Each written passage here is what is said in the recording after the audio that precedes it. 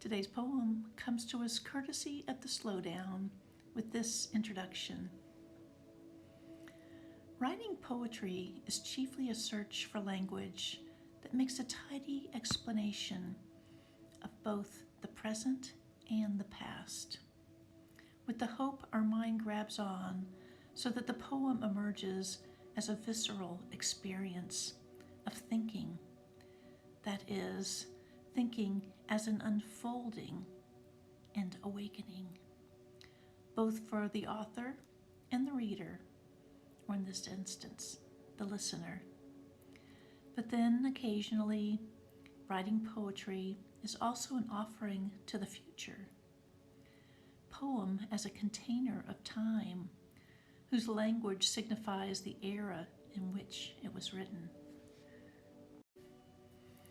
This is Dear Future Me by Lena Moses Schmidt.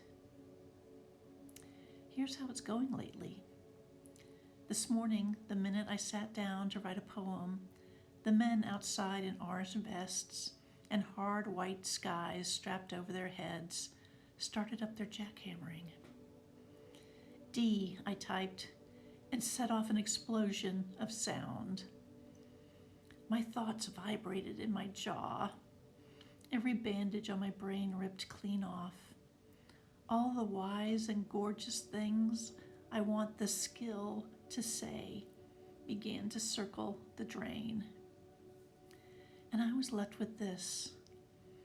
Why do I like poems? Life continues, I guess, except it's very loud. Lately, I'm too tired to care about getting old.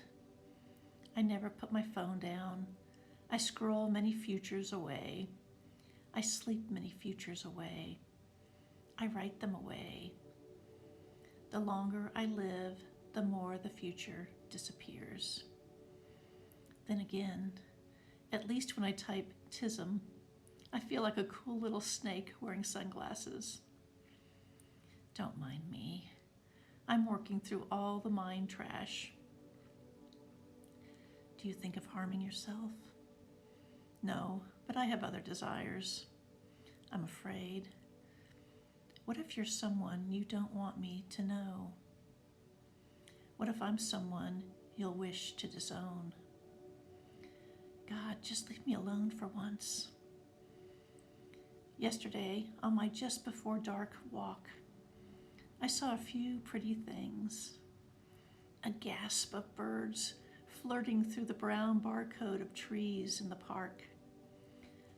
A shadow of a half ladder casting an H onto a roof, as if the light was starting to spell house. I imagined the sun with its giant typewriter smashing down the keys and was relieved. I'm just another person. There is such little use for fear. But of course, there are the things you know, and then the things you feel.